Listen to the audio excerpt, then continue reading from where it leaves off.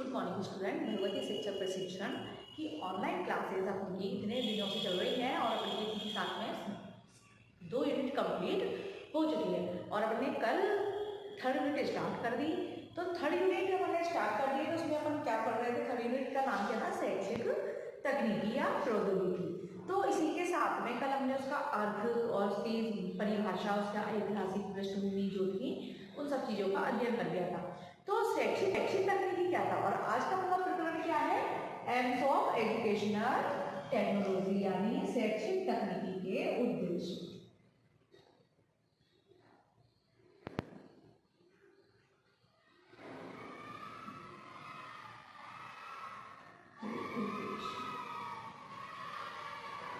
तो आज हम शैक्षिक तकनीकी के उद्देश्यों का अध्ययन करेंगे। अब शैक्षिक तकनीकी का उद्देश्य क्यों इम्पोर्टेंट है और शैक्षिक तकनीकी का क्या है कि शैक्षिक तकनीक का व्यवहारिक एवं प्रयोग के रूप में इसका प्रयोग करना, तकनीकी का दैनिक जीवन में प्रयोग करना और किन माध्यम से शैक्षिक उसमें शिक्षा के क्षेत्र को प्रभावशाली बनाने के लिए शैक्षिक तकनीकी का प्रयोग किया जाता है। अब इसके क्या उद्देश्य हो सकते हैं, इस चीज का हम अध्ययन करेंगे। और सब मेन चीज यही है कि आप शैक्षिक तकनीकी का प्रयोग कर रहे हैं तो क्यों कर रहे हैं? उद्देश्यों की प्राप्ति के लिए, बच्चों की क्षमता का ज्ञान करके उनको समझकर उनके अनुसार उनको ज्ञान प्रदान करने के लिए, उनकी क्षमता के अनुसार और उनकी दक्षता के अनुसार उनको शिक्षण कार्य देने के लिए। तो इसलिए शैक्षिक तकनीकी का प्रयोग किया जाता है जिससे कि बालक की कमियों का पता लगाया जा सके, उनको शिक्षण को प्रभावशाली बनाने के कौन कौन से तरीके हैं, ये सारी चीज़ों का अध्ययन अपन शैक्षिक तकनीकी के माध्यम से करते हैं। अब शैक्षिक तकनीकी के उद्देश्य में अपन अध्ययन करेंगे, उनका उद्देश्य देखेंगे कि इसके उद्देश्य कौन कौन से हो सकते हैं। तो इसका पहला उद्देश्य शिक्षा के उद्देश्यों का व्यवहारिक रूप में परिभाषितकरण एवं निर्धारण। पहला है इसका यानी शैक्षिक तकनीकी के उद्देश्य।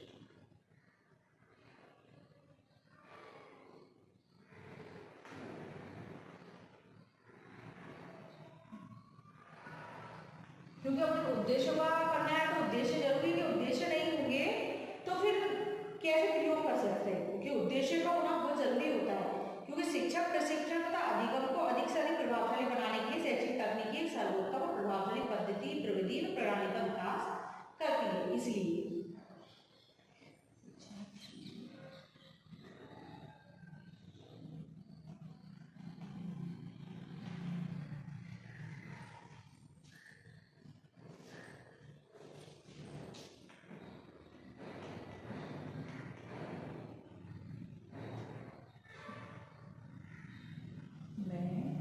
परिभाषीकरण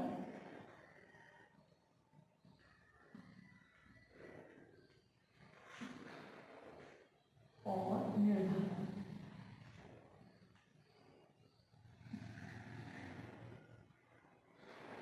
मतलब यह है शिक्षा के उद्देश्यों का व्यवहारिक रूप में परिभाषीकरण एवं निर्धारण। शिक्षा के उद्देश्य का शिक्षा प्रक्रिया के मूल आधार एवं अंतिम प्राप्ति है।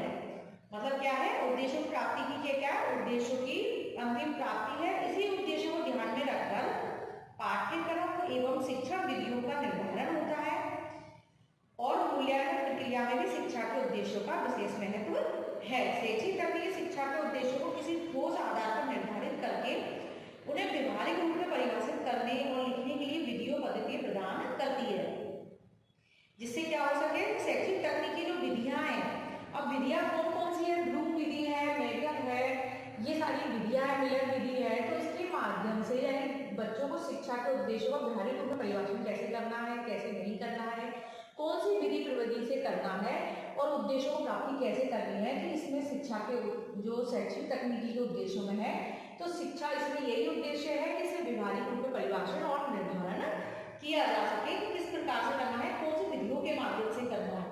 तो इसमें यही है कि ठोस आधार प्रदान करती है कौन? ईडी यानी शैक्षिक तकनीकी। तो इसका पहला है शिक्षा के उद्देश्यों का व्यवहारिक रूप में परिभाषीकरण और निर्धारण। दूसरा है सीखने की विधियों तथा प्रविधि का क्रमबद्ध रूप में आधुनिकीकरण। दूसरा है सीखने की विधियों व प्रविधियों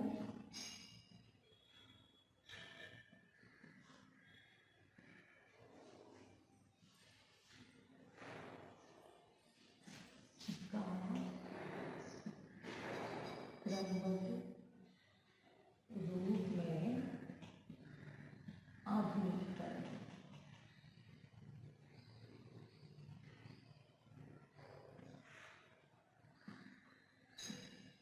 ठीक है,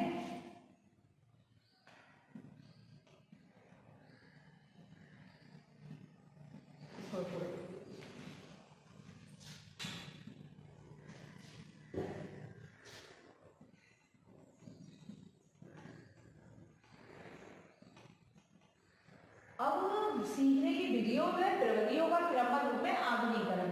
तो सीखने जो शैक्षिक तकनीकी है, सीखने की विधि प्रविधि को क्रमबद्ध रूप में क्या करती है, प्रस्तुत करती है। जिससे क्या होता है, इससे मतलब यह है कि भविष्य की आवश्यकताओं के अनुसार शिक्षा के उद्देश्यों को अधिक प्रभावशाली बनाया जा सके। मतलब सीखने की विधि प्रविधि का क्रमबद्ध आधुनिकीकरण। जो प्राचीन है, पुराना जो चल रहा है ज्ञान है, जो भी चीजें हैं, विधियां हैं, प्रविधियां हैं, तो उनको ये नए रूप में करता है। जो भविष्य की आने वाले उसके लिए इसको सीखने में कौन सी चीज का कैसे आवश्यकता होगी, मतलब दृश्य श्रव्य सामग्री किस प्रकार प्रभावशाली होगी, कौन सी विधि प्रविधि होगी, किस प्रकार से बच्चों को पढ़ाया जाए जिससे कि नई नई जो भी नवाचार है उनसे जोड़ा जाए।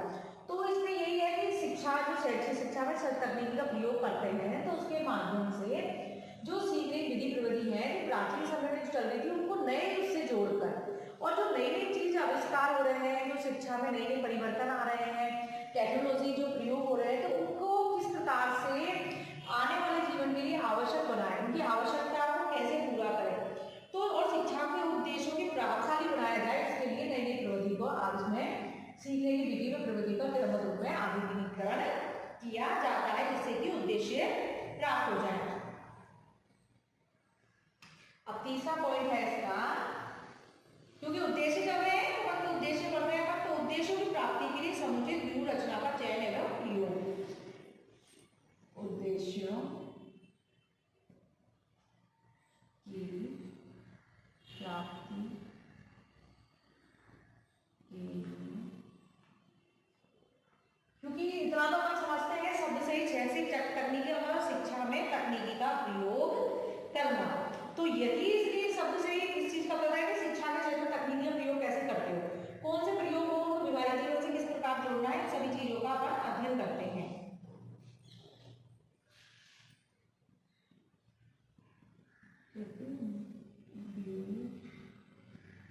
रचनाओं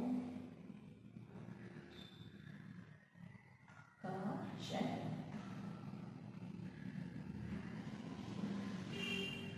तीसरा पॉइंट हुआ ना, उद्देश्य प्राप्ति के लिए समुचित व्यूह रचनाओं का चयन एवं प्रयोग। इसमें ये लिख लो कि चयन करेंगे, तो चयन करने के बाद क्या करते हैं, प्रयोग, क्योंकि चयन प्रयोग नहीं करेंगे, उसको दैनिक जीवन में प्रयोग में नहीं लेंगे, तो उन चीजों का कोई मतलब नहीं है कि चयन कर लिया लेकिन प्रयोग नहीं किया, तो उसका कोई मतलब नहीं है। मतलब इसका चाहिए जो विषय वस्तु को अधिक प्रभावी ढंग से प्रस्तुत करने में हमें सहायता प्रदान करे, यानी उद्देश्यों की प्राप्ति हो।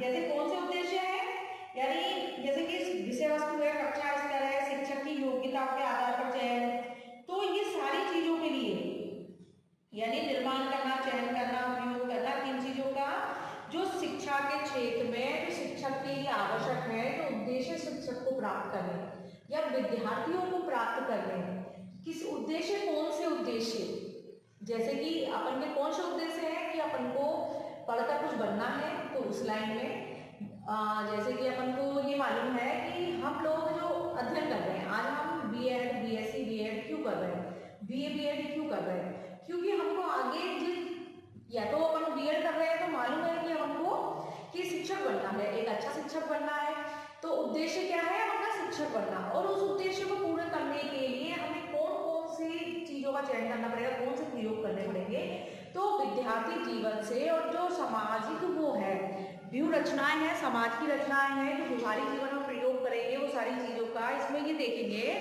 कि कौन सी ऐसी चीजें हों। तो इसमें अपन पहले उद्देश्य देखते हैं ना, उद्देश्य चयन करना, वो करना, अपन को आगे कैसे बढ़ना है, इसके लिए कौन से साधन होंगे, कौन सा माध्यम होगा, कौन सी वस्तुओं की आवश्यकता होगी, किन चीजों की आवश्यकता होगी, तो ये सारे उद्देश्य प्रयोग है। तो इसमें यही है कि इनके माध्यम से अपन उद्देश्य चयन करके समुचित रचना, यानी कक्षा में कौन सा कक्षा स्तर है, उस कक्षा के बच्चों को किस प्रकार से अध्ययन कार्य करना है, कि शिक्षक की योग्यता कौन सी है, उस योग्यता के अनुसार शिक्षक को कौन सी कक्षा करनी है, कौन सा पढ़ाना है, क्या करना है।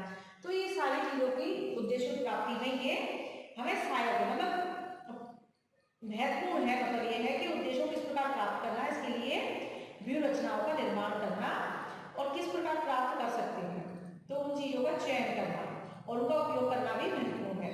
इसी के बाद है अगला, प्रयोग के पश्चात मूल्यांकन करना।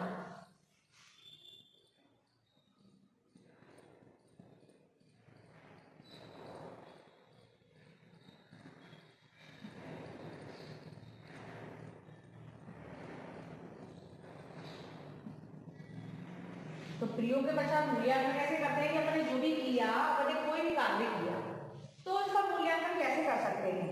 तो इसका मूल्यांकन करने के लिए क्या करेंगे, तो इसमें यही है कि अगर मूल्यांकन संपूर्ण शिक्षा प्रणाली का महत्वपूर्ण अंग है। ये शैक्षिक उद्देश्यों की प्राप्ति की सीमा निर्धारित करता है तथा शिक्षक कार्य की सफलता या असफलता की ओर संकेत करता है। इसके द्वारा शिक्षण अधिगम की उपयोगिता का पता लगाया जा सकता है। शैक्षिक तकनीकी शिक्षक शिक्षार्थी को मूल्यांकन की विभिन्न प्रविधि और पद्धतियों से अवगत कराकर शिक्षक विद्या को प्रभावशाली बनाने में महत्वपूर्ण योगदान देता है। मतलब इससे अपन पता लगा सकते हैं कि शिक्षा के लिए कौन सी उपयोगी चीज है, कौन सी नहीं है। प्रयोग अपन करते हैं कि हाँ अपन ने किया तो ये अपने लिए उपयोगी होगा या नहीं होगा, ये अपन का सफल हुए, ये तो सारी मूल्यांकन की व्यवस्था शैक्षिक तकनीक के माध्यम से कर सकते हैं कि कौन सी वस्तु के लिए उपयोगी है और कौन सी प्रविधि पद्धति होगी जो शिक्षण को प्रभावी बनाएगी। तो इन सारी चीजों का इससे पता लगाया जा सकता है। अगला है ज्ञान का संचय, प्रसार और विकास करना। ज्ञान का संचय, अब ज्ञान का संचय कैसे करते हैं ये तो मालूम है कि अनुभव के द्वारा कर सकते हैं, आप अगल बगल के वातावरण से कर सकते हैं। एवं विकास,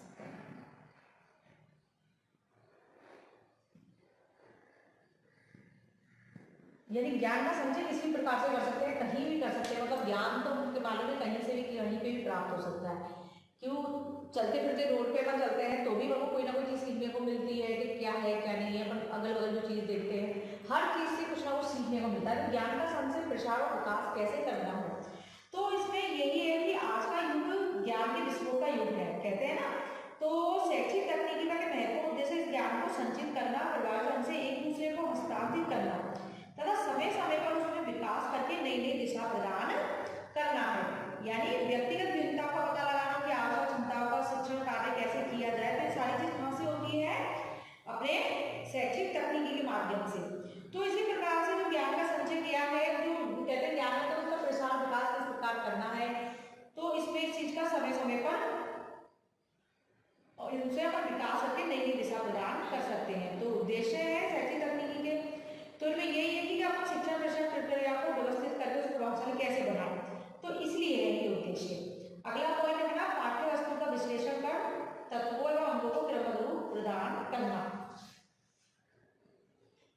पाठ्य वस्तु यानी पाठ्य वस्तु क्या होती है, जो हमको पढ़नी है, जो अपन को उद्देश्य की प्राप्ति करे।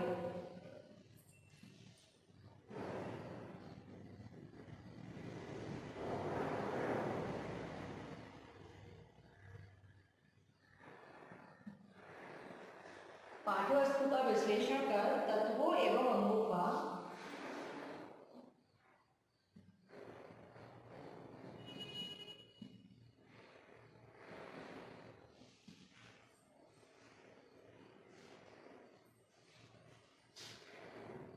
क्रमबद्ध रूप प्रदान करना। यानी पाठ्यवस्तु विश्लेषण का तत्वों को क्रमबद्ध रूप प्रदान करना, मतलब जैसे किसी भी शैक्षिक उद्देश्य को प्राप्त करने के लिए आवश्यक है कि उसकी पाठ्यवस्तु का सूक्ष्म विश्लेषण किया जाए, उनके विभिन्न अंशों या अंगों को क्रमबद्धता प्रदान की जाए। शैक्षिक तकनीकी पाठ्यवस्तु का तकनीकी एवं वैज्ञानिक आधार का विश्लेषण कर उसके विभिन्न अंगों को क्रमबद्धता देने का प्रयास करती है। मतलब क्या होता है इसमें, तो शैक्षिक तकनीकी एवं वैज्ञानिक विश्लेषण कर विभिन्न अंगों को क्रमबद्धता प्रदान करती है। इससे शिक्षण अधिगम प्रक्रिया को अधिक सुव्यवस्थित प्रभावशाली बनाया जा सकता है। मतलब इससे यही है कि पाठ्यवस्तु को जो शैक्षिक तकनीकी है वो क्रमबद्ध करती है। तो हमने चीज पढ़ी थी कि क्रम वैज्ञानिक शैक्षिक तकनीक है वैज्ञानिक ज्ञान का प्रयोग, उसमें क्रमबद्धता लाना, प्रयोग करना, ये सारी चीज किसमें है, और इसमें दृश्य श्रव्य सामग्री का प्रयोग करना। तो कोई शैक्षिक तकनीकी शिक्षा में किस प्रकार प्रयोग करना, तो इसमें यही होता है शैक्षिक तकनीकी से पाठ्यक्रम विश्लेषण कर तत्वों अनुभव क्रमबद्धता प्रदान करती है, जिससे क्या होता है शिक्षा कार्य अधिक प्रभावशाली बन जाए और अधिगम सुव्यवस्थित सुसंगठित प्रभावी बन सके। इसलिए सातवां है शिक्षण अधिगम की संपूर्ण प्रक्रिया में सुधार लाना। शिक्षण अधिगम की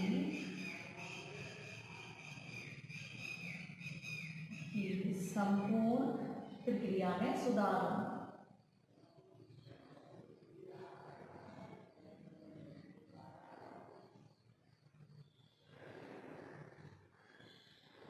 मतलब शैक्षिक तकनीक के माध्यम से जो सीखने की शिक्षण में सीखने की जो प्रक्रिया है उसमें सुधार आया। जैसे अपने अनुदेशनात्मक को पढ़ा है और कितने सारे प्रकार पढ़े थे, स्किनर वगैरह इन सबके सबने क्या एक ही प्रयोग किया है।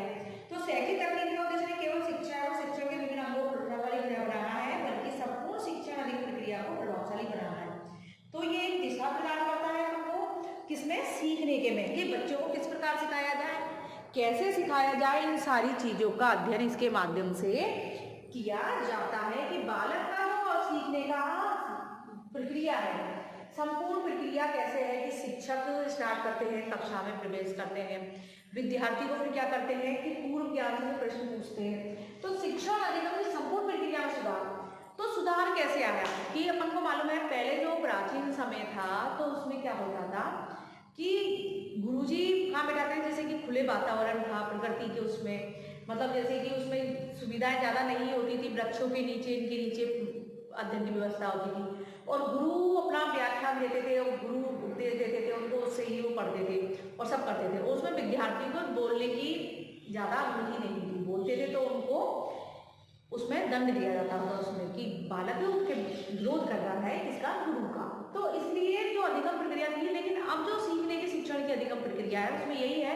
कि क्लासरूम है, लाइट की व्यवस्था है, सारी जितनी भी भौतिक आवश्यकताएं विद्यार्थी होती है वो सारी आवश्यकताएं पूर्ति की जाती है, हाँ विद्यालय हो या महाविद्यालय में। तो आप इसी चीज में देखते हो कि सारी सुविधाएं दी जाती हैं और जिसके साथ में तकनीकी का भी पूरा ज्ञान दिया जा रहा है। और तकनीकी के माध्यम से जो अपन शिक्षण कौशल वगैरह पढ़ते हो, शिक्षक में सारे कौशल का निर्माण किया जाता है पहले कि शिक्षक बनने से पूर्व।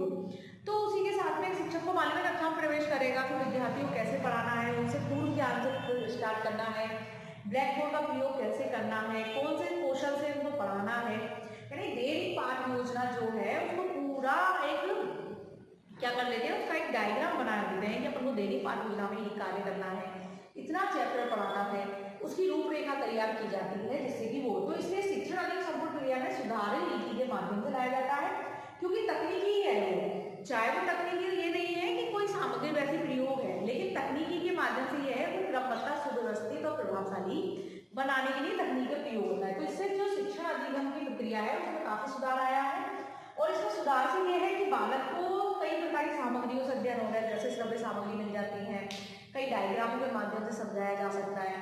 तो जो अपन की एक चीज इसलिए ये शैक्षिक तकनीक प्रयोग जिससे कि शिक्षण पद्धति सुधर सके, शिक्षण अधिगम की संपूर्ण प्रक्रिया में सुधार आ सके। अगला है छात्र के गुणों का विश्लेषण करना। छात्र के गुणों का विश्लेषण करना।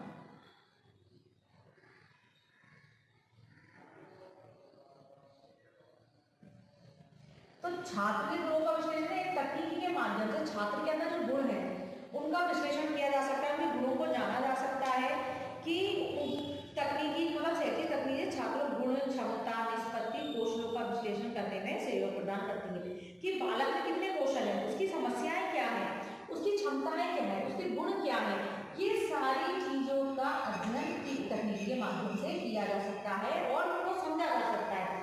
जैसे कि आपको मालूम है कि जो व्यवहार है, यानी पहले कहते हैं ना आप जैसे विभाग प्राप्त करने के पूर्व प्राथमिक व्यवहार के विश्लेषण संगठन का ज्ञान कराना अत्यंत आवश्यक है, तभी शिक्षण व्यवस्था का सही निर्णय लिया जा सकता है तथा उद्देश्य सफलता का अनुमान लगाया जा सकता है। अगर छात्र के गुणों का अपन विश्लेषण नहीं करेंगे, छात्र के गुणों को नहीं जानेंगे, विद्यार्थी क्या चाहता है ये नहीं जानेंगे, कि वो शिक्षक से क्या एक्सेप्ट करता है, क्या उसकी एक्सपेक्टेशन है, तो इन चीज़ों को नहीं कर पाएगा, तो नहीं समझ पाएगा। तो पहले बार सोचते हैं छात्र गुणों को जन्म कि छात्र में कौन कौन से गुण है, वो उसमें ज्ञान कितना है। तो जो तकनीकी है ये तकनीकी है, जो एक शिक्षक कोशिश करता है जानने की, ये तकनीकी है। क्यों पहले तो नहीं करते थे, क्योंकि आधुनिकीकरण है, आधुनिक वो है, तो इसमें पहले शिक्षक विद्यार्थी को जानना चाहता है कि विद्यार्थी कैसा है, वो क्या चाहता है, किस लेवल में पढ़ना चाहता है, उसका ज्ञान कितना है। तो छात्र की जो गुण समस्याएं, जो सारी चीज क्षमता जो होती है, उनको तकनीकी के माध्यम से जानकर उनका विश्लेषण कर दिया जाता है और किस प्रकार का ज्ञान दिया जाए, वो किस प्रकार सीख सकता है, ये सारी चीजों का अध्ययन छात्र गुणों को विश्लेषण कर पता लगाया जाता है, इसके माध्यम से ईडी के माध्यम से। अगला है छात्रों की उपलब्धियों का मूल्यांकन करना। छात्रों की उपलब्धि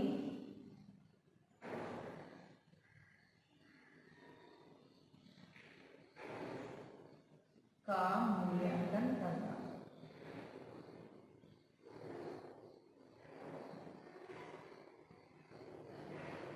तो छात्रों की उपलब्धियों का मूल्यांकन कैसे होगा, तो कैसे करते हैं, मूल्यांकन कई प्रकार हो सकते हैं, मैंने कई बार बताया वस्तुनिष्ठ प्रश्नों से, है ना। उसकी शैक्षिक उपलब्धियों का पता कैसे लगाना है, और शैक्षिक उपलब्धियों को पता कैसे लगाएंगे, छात्र की उपलब्धि क्या है, वो कितना ज्ञान जानता है, उपलब्धि को मूल्यांकन करना कैसे करेंगे।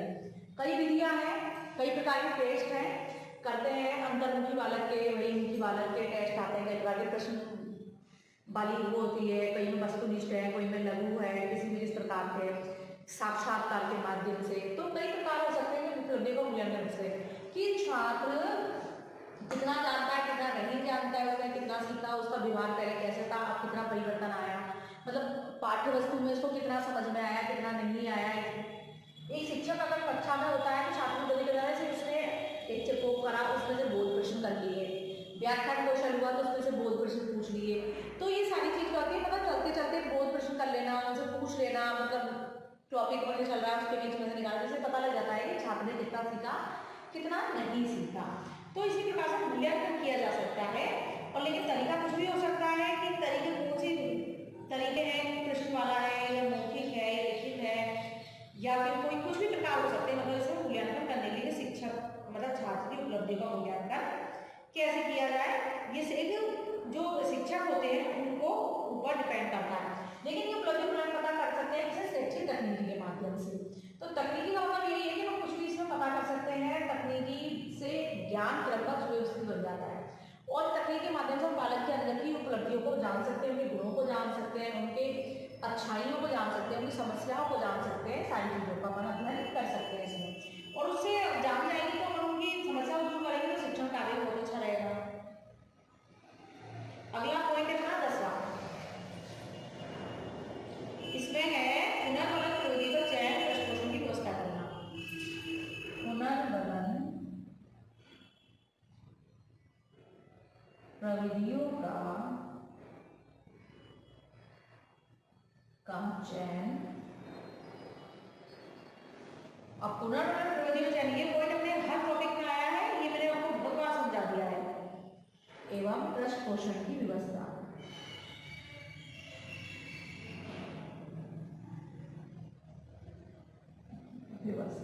करना। अब ये पॉइंट है तो पुनर्वलन प्रविधि का चयन और पृष्ठ पोषण की व्यवस्था करना। अब मैंने आपको कई बार समझा दिया पुनर्वलन क्या होता है। पुनर्वलन दो प्रकार का, सकारात्मक नकारात्मक, शाब्दिक अशाब्दिक।